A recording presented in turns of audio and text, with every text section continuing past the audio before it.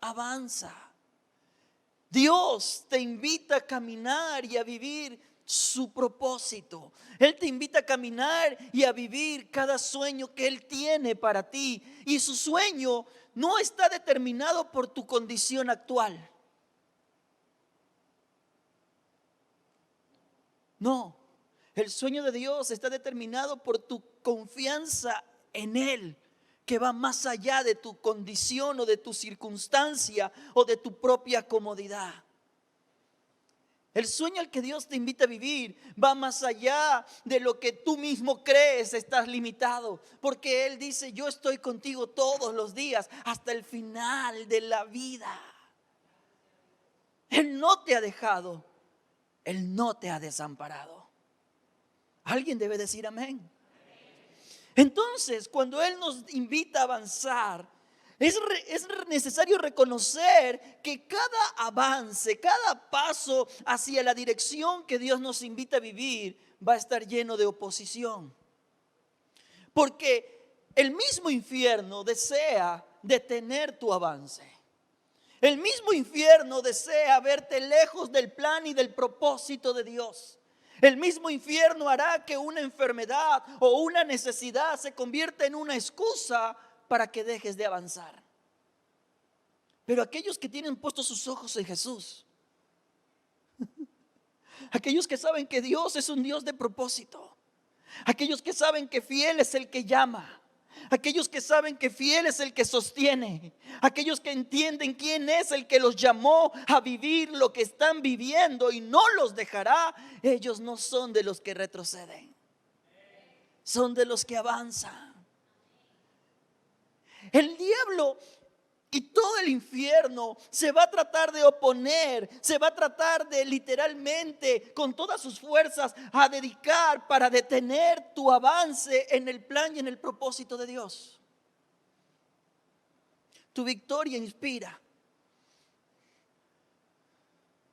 A veces los hombres estamos con una gripe y ya nos morimos.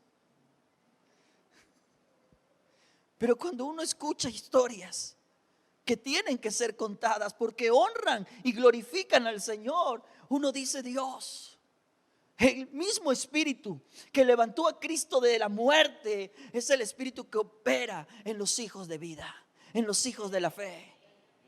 El diablo va a tratar de oponerse, va a hacer todo lo imposible para que tú no avances en lo que Dios te invita a vivir cada día y durante toda tu vida. Sabes, cada vez que tú das un paso en la dirección y en el plan de Dios, eso enfurece. Porque cada paso representa un acercamiento a tu propósito. Cada paso representa una victoria que muchos la ven y se inspiran por ella. Cada paso representa un testimonio de que Dios está con aquellos que claman. Cada paso representa una luz encendida. Cada paso en el plan y en el propósito representa gloria al Señor.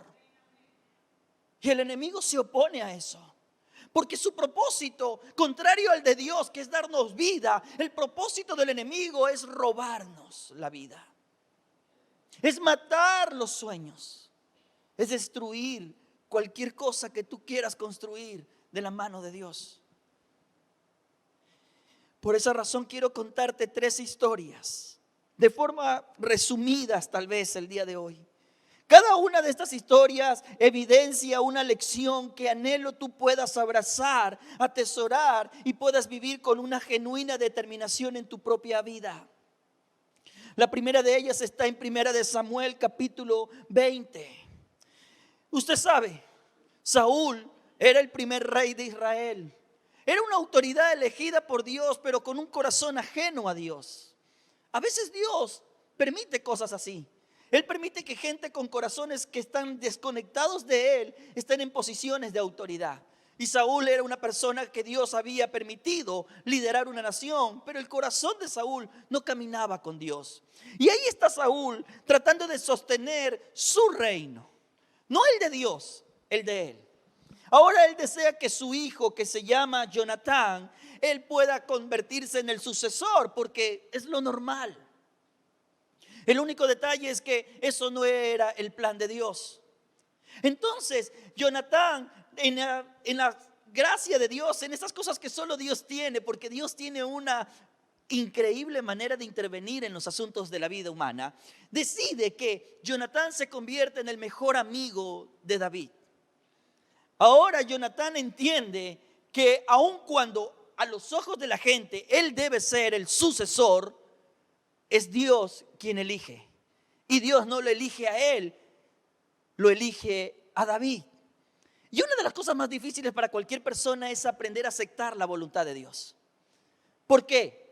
Porque de alguna manera a veces creemos que la voluntad de Dios nos roba a nosotros. Pero Señor, si tú nombraste a mi padre, es a mí a quien le toca. ¿Por qué vas a traerlo? Yo sé que es mi amigo, yo sé que es una buena persona, yo sé que está bien, pero Padre, o sea, es a mí. A veces nos encontramos luchando con la voluntad de Dios. Pero a diferencia de nosotros, Jonatán puede vivir con eso. Y no solamente lo acepta, sino que lo impulsa. Porque le dice en una conversación a David, le dice, yo sé que Dios te eligió para que tú seas el rey y estoy de acuerdo con eso. Hay que caminar de la mano de Dios, entendiendo que Dios sabe todo para estar en paz, aun cuando las cosas parecen en nuestra contra. ¿Hay alguien que esté captando lo que estoy diciendo? Y ahí está Jonatán aceptando esto. Y en medio de su intervención, en medio de su deseo de interceder, mire lo que quiero mostrarte, un episodio nada más. 1 de Samuel capítulo 20. Mira, 1 de Samuel capítulo 20. Entonces Saúl se puso muy furioso con Jonatán. ¿Por qué? Mira, le dice, mira las palabras de este padre. Tú, estúpido, hijo de prostituta. ¿Qué hombre tan perdido en su vida insulta a su hijo de esa manera? Y ojo, yo a lo largo de mi vida he visto muchas cosas como esas. O sea, no es cosa rara. Una vida sin Dios es una vida capaz de insultar de una manera tan grotesca a sus propios hijos. Estúpido, lo maldijo.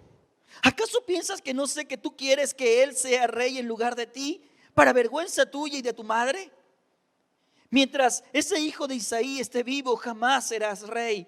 Ahora ve y búscalo para que lo mate. Pero ¿por qué tiene que morir?, le pregunta Jonatán a su padre. ¿Qué ha hecho? Entonces Saúl le arroja, ¿qué cosa? Su lanza. Un hombre que no puede aceptar la voluntad de Dios y está estancado en su necedad. Y su hijo aceptando la voluntad de Dios, tratando de avanzar en el propósito de Dios. Y Jonatán había tenido una conversación con David donde le dijo, mira, voy a tratar de interceder, voy a ver exactamente qué pasa con mi padre. Cuando, dice el verso 33, cuando Saúl le arrojó la lanza a Jonatán con la intención de matarlo, por fin Jonatán se dio cuenta de que su padre realmente había decidido matar a David. Si me quiere matar a mí por simplemente defenderlo, lo llega a ver, lo va a matar. Un poco más adelante, verso 35. A la mañana siguiente, como habían acordado, Jonatán salió al campo acompañado por un muchachito que le recogiera las flechas. Salió a tirar, tú sabes, a practicar arco. Comienza a correr, le dijo al niño, para que puedas encontrar las flechas mientras voy disparando.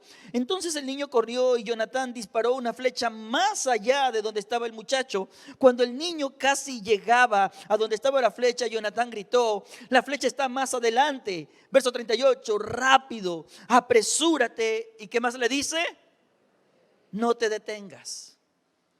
En la conversación que David había tenido con Jonatán, Jonatán le dijo, mira, cuando yo sepa lo que mi padre está planeando, esta va a ser la frase, si tienes que avanzar, no te quedes aquí porque te vas a morir y tienes que ir y tienes que avanzar, yo te lo voy a decir.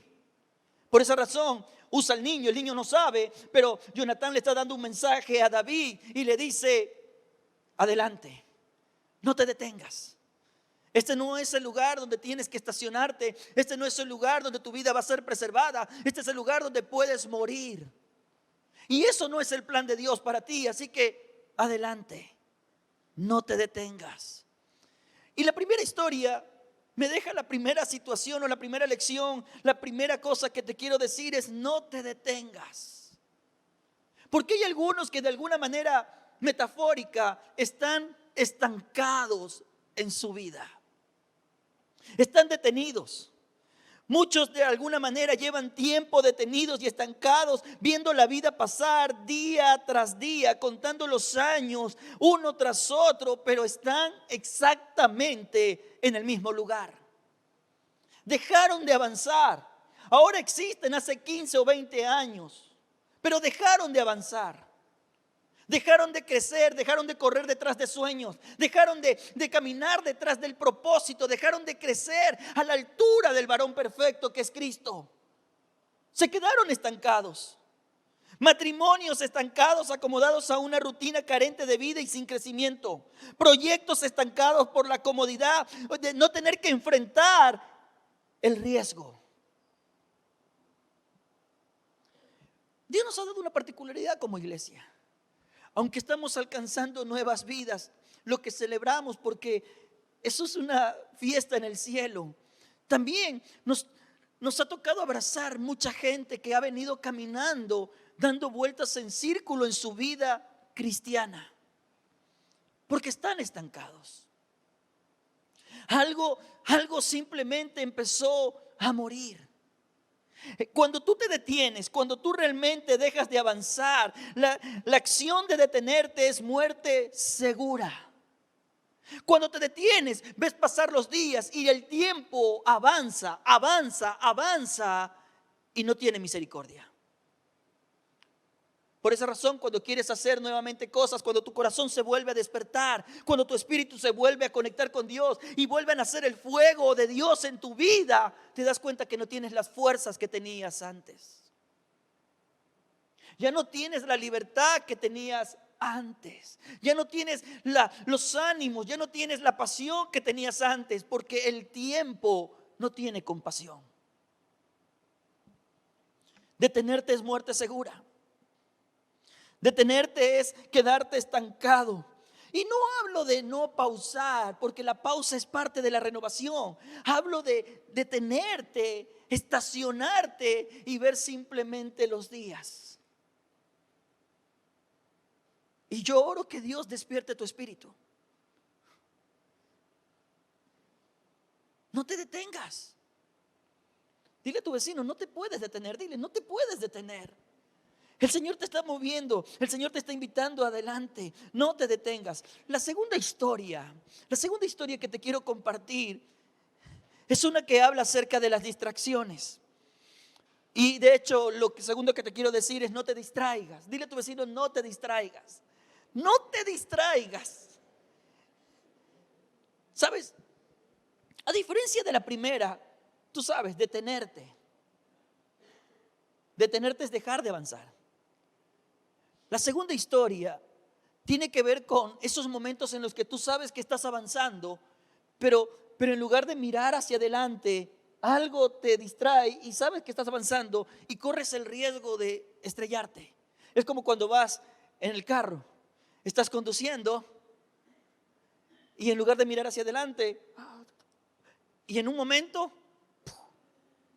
hay distracciones que son fatales. No todas, pero hay algunas que son fatales. Y sabes, de alguna manera también hay gente distraída. Quiero que vayan conmigo a Mateo capítulo 14, verso 25.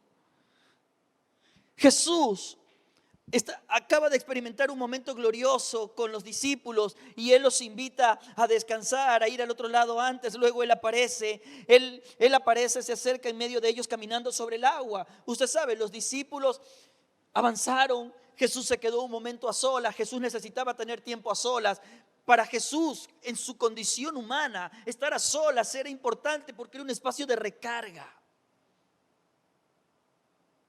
No porque le gustaba estar solo, sino porque necesitaba estar solo. Y en esa soledad, en comunión con el Padre, Él se renovaba. Ahora Jesús está renovado y va pero usted sabe, Jesús es Jesús.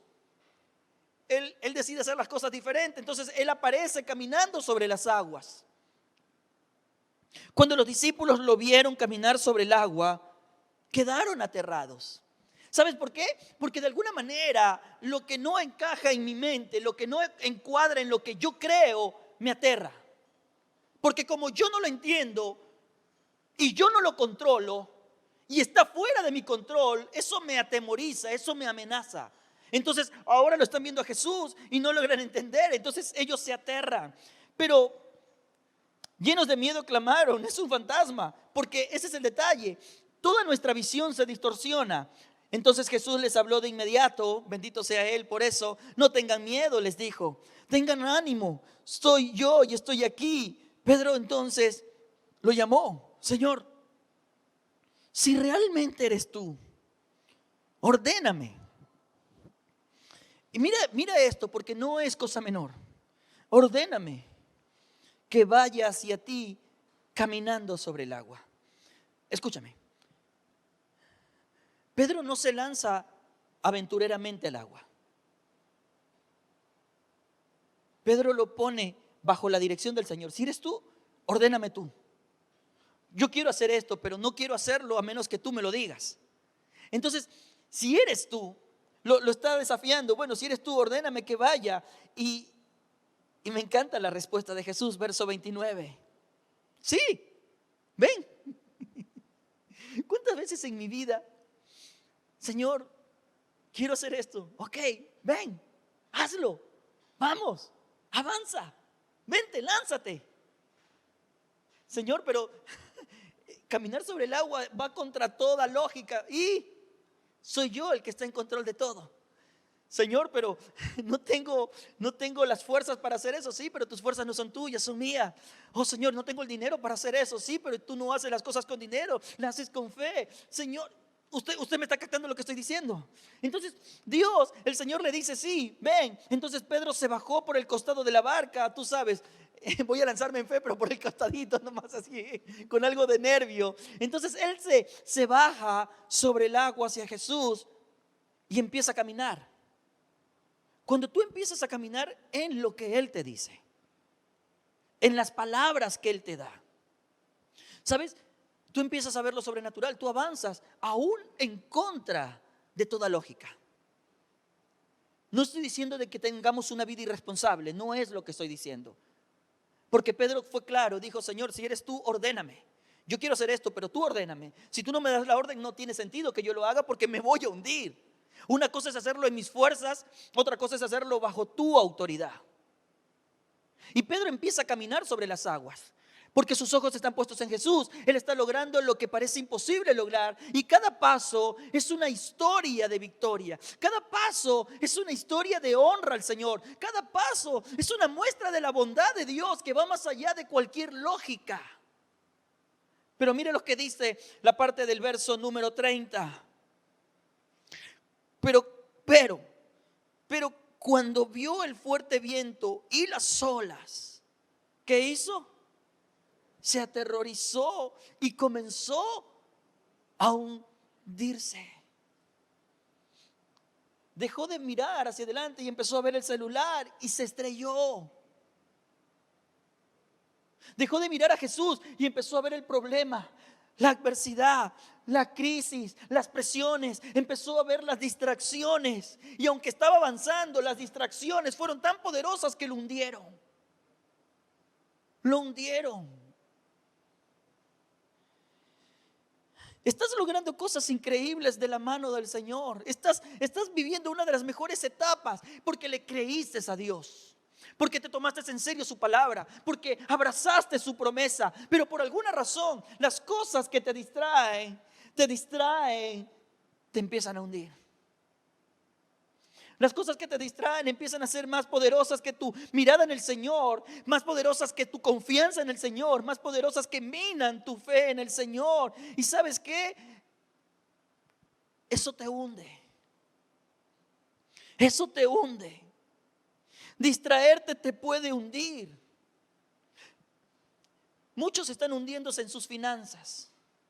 ¿Sabes por qué?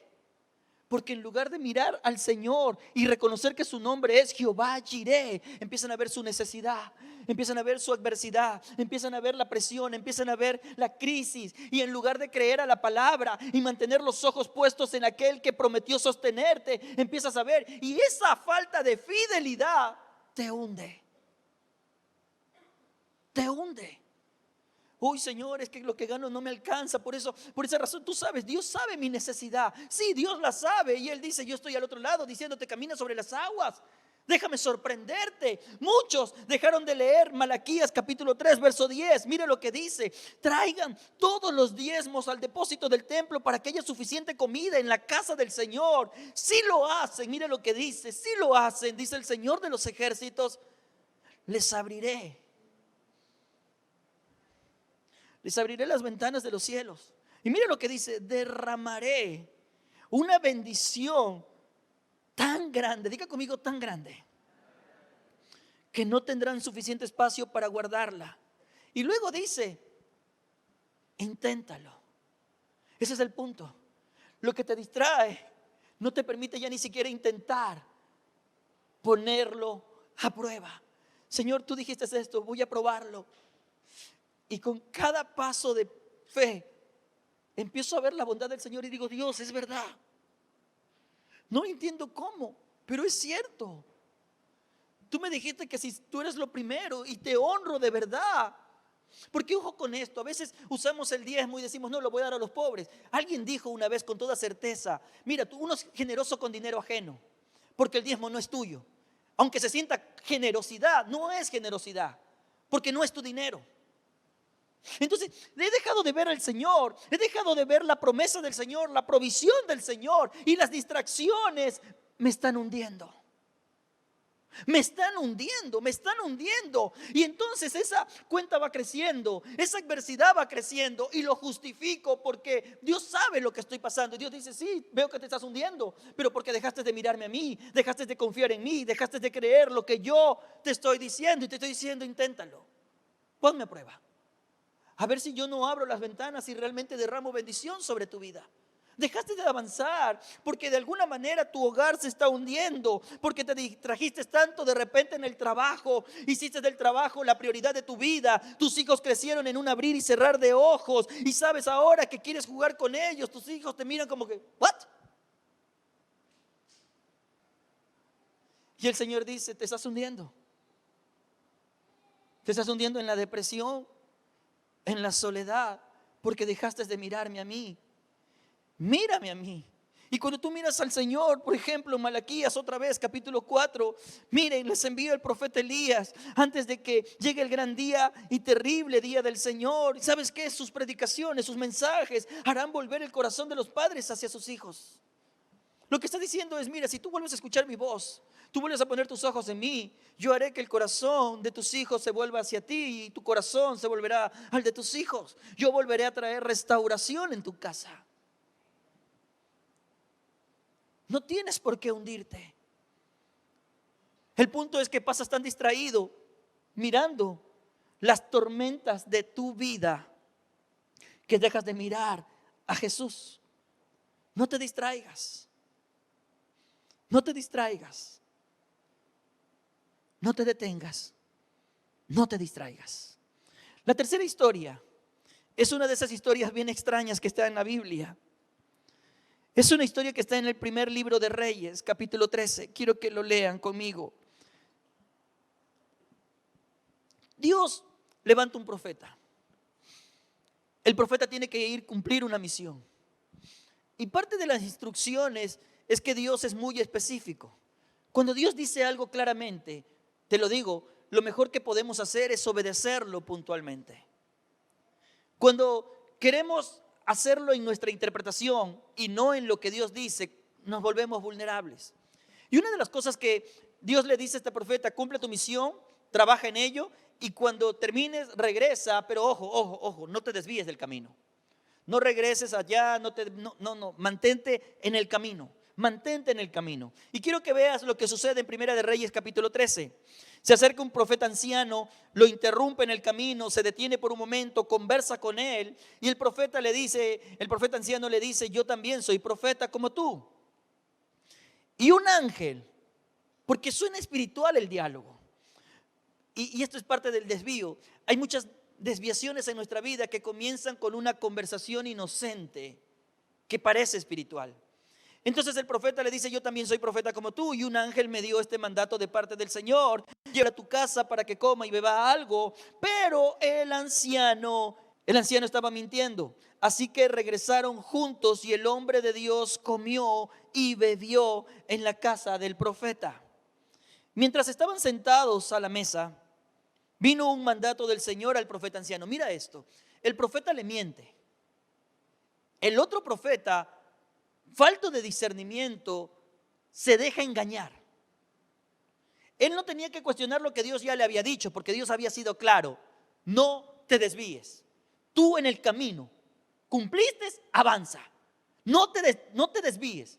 Este anciano viene y lo detiene, lo convence, lo saca del camino, lo lleva a su casa. Él sabe que está mintiendo. ¿Por qué razón lo hace? Esas son de las cosas que yo no logro entender, pero a veces sucede así. Gente que está bien en el entorno de la iglesia, que se ve muy espiritual, termina haciendo cosas raras y uno dice: ¿qué le pasó?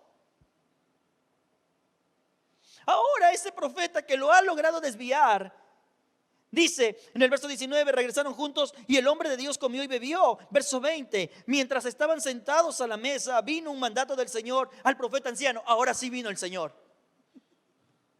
¿Usted está conmigo? Verso 21, le grita al hombre de Dios: has desafiado la palabra del Señor y desobedecido el mandato que el Señor tu Dios te dio. Regresaste a este lugar para comer y beber, donde Él te dijo que no comieras ni bebieras. Por eso tu cuerpo no será enterrado en la tumba de tus antepasados. Me salto al verso 23. Cuando el hombre de Dios terminó de comer y de beber, el profeta anciano ensilló su propio burro y se lo dio. Y el hombre de Dios siguió su camino. Mientras viajaba, le salió al paso un león y lo mató. Su cuerpo quedó tirado en el camino, y tanto el burro como el león, ambos estaban juntos al cadáver. Esta es una de esas historias bien extrañas que aparece en la Biblia, pero está en la Biblia. Y entre otras cosas, yo creo que tiene que ver con el hecho de que cuando Dios es muy claro en lo que te dice y tú decides no obedecer, tú te sales del camino, una cosa es clara: tú quedas expuesto. Un desvío puede parecer algo que no sea tan destructivo. Y el punto es que al inicio puede ser: ok, ya sé dónde está el camino. Y créeme, entre más rápido regreses es mejor. Porque cada paso en un desvío es un paso de vulnerabilidad. Es un paso de riesgo. Es un paso que te aleja del camino. Entonces llega un momento donde dice: bueno, ya no voy los domingos, pero tú sabes, me conecto. Oh, ya no me voy los domingos ni me conecto, pero tú sabes, estoy en el grupo. Oh, ya no voy el domingo, no me conecto, no voy al grupo, pero tú sabes, escucho de vez en cuando la radio en YouTube alguna prédica. Pero de alguna manera cada paso es un paso que te aleja y te aleja y te aleja. Y de alguna manera tenemos la idea de que, tú sabes, Dios está conmigo. No sé, nos creemos como los presidentes cuando dejan sus funciones: siempre me van a poner la guardia presidencial. Entonces: Señor, yo no estoy en tu camino, pero tus ángeles van conmigo. Y Dios como que: ¿what? ¿Ah? No estás en mi camino, pero quieres mi protección. ¿Cómo hablamos? Entonces,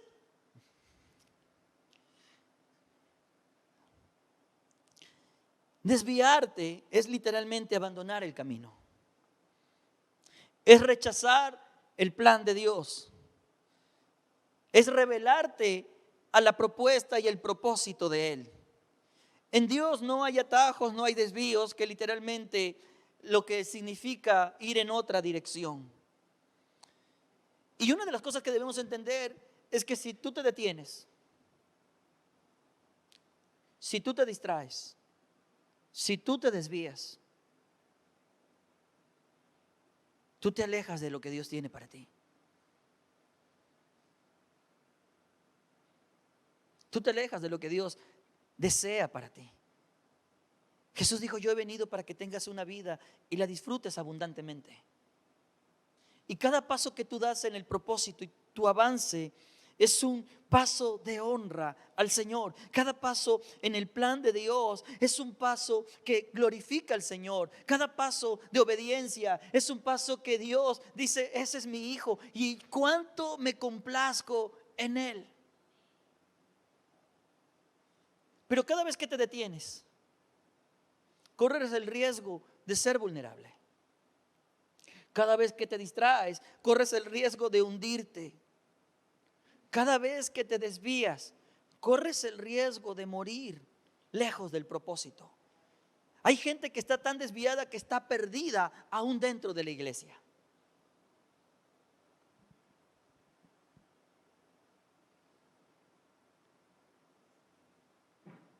Y si hay algo que te puedo decir, es horrible levantarse y no encontrar el camino. Pero bendito Jesús, que Él va y nos busca. Él es el buen pastor. Él no nos abandona. Deberías decirle gracias, Dios. Dale un aplauso al Señor. Gracias.